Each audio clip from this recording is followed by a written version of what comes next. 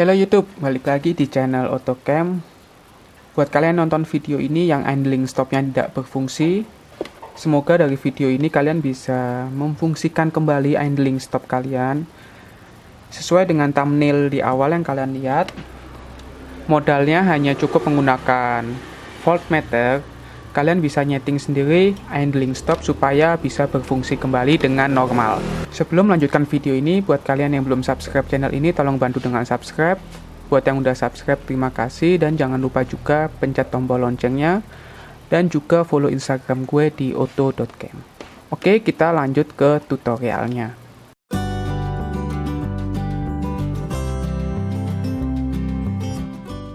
Buat yang belum nonton video yang pertama yang tentang problem idling stop, kalian bisa tonton dulu video itu. Di channel ini udah ada, linknya akan gue taruh di deskripsi. Kalian tonton itu dulu buat tahu apa syarat dan gimana cara mengatasi idling stop yang tidak berfungsi. Mungkin video ini bisa menjadi video kelanjutan dari video yang kemarin, yang lebih kepada cara menyeting idling stop supaya bisa berfungsi.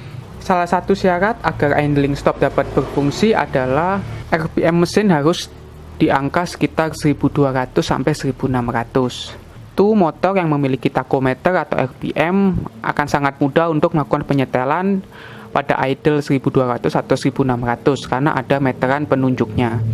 Namun bagaimana untuk motor Matic Honda yang tidak memiliki tachometer atau RPM meter? Tentu akan sedikit kesulitan untuk kalian yang baru nyoba ngoprek-ngoprek motor. Tentu nggak bisa ngerasain feeling 1200 rpm sampai 1600 rpm itu seberapa. Oleh sebab itu video ini akan menjelaskan cara mudahnya. Kalian bisa menggunakan voltmeter apapun itu, bisa menggunakan voltmeter seperti di video ini, atau kalian juga bisa menggunakan voltmeter digital melalui multitester digital. Ingat ya, pakainya yang digital karena kita akan pakai angka koma-koma ini. Kalau pakai yang analog akan cukup sulit untuk nentuin koma-komanya nanti. Ya, sebenarnya teori dasarnya akan gue kasih tahu dulu. Kenapa pakai voltmeter bisa untuk nyeting idling stop? Lebih tepatnya adalah untuk mengetahui putaran mesin. Saat ignition kita putar ke posisi on atau kontaknya on, baterai pada voltmeter akan menunjukkan angka sekitar seperti ini, 12,6 atau 12,2. Pokoknya harus di atas angka 12 untuk mengetahui bahwa kondisi baterai juga oke. Pada contoh ini, ignitionnya on, dia 12,6, posisi lampu juga nyala. Nah, untuk sistem pengisian sendiri, memerlukan putaran mesin yang cukup tinggi agar dia bisa mendapatkan angka sampai 14,4 volt. Jika idle-nya 12,6, saat kita menghidupkan motor, tentu RPM-nya akan langsung tinggi untuk motor Matic. Sebagai contoh seperti ini.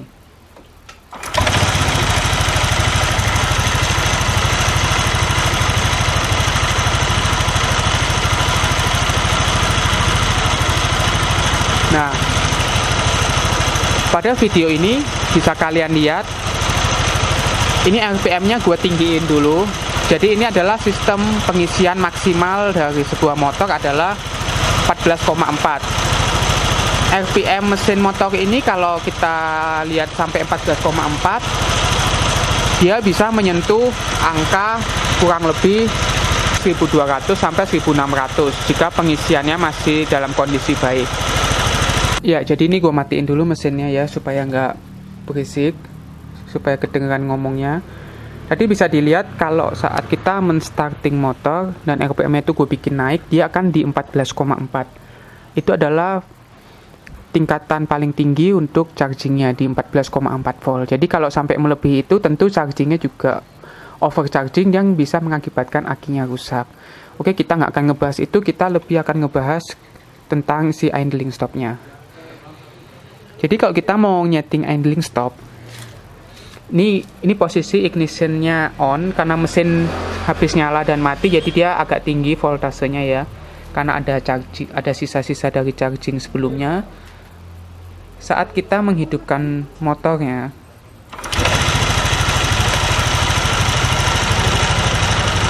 ya, Jadi kenapa sih kok kadang idling stop itu nggak mau nyala? Karena seperti ini. Ini langsam mesin terlalu rendah, ini pasti di bawah 1000. Dan jika dia di bawah 1000, charging hanya akan menunjukkan angka sekitar segini. 12,8, 12,9 sampai 13 lah. Jika pada posisi seperti ini, RPM terlalu rendah, si idling stop tidak akan berfungsi. Nah, inilah fungsi dari voltmeter. Kita putar posisi anginnya, kita gedein sampai RPM itu naik. Nah, ini bisa kita lihat dia udah naik ke 13,2 dan ini masih kurang tinggi. Dia udah 14, 14,4. Dan kita naikin terus sampai kalau bisa ke 14,4. Nah, 14,3, 14,4. Untuk muternya pelan-pelan aja. Nah, sekarang kita coba lihat dia di 14,4.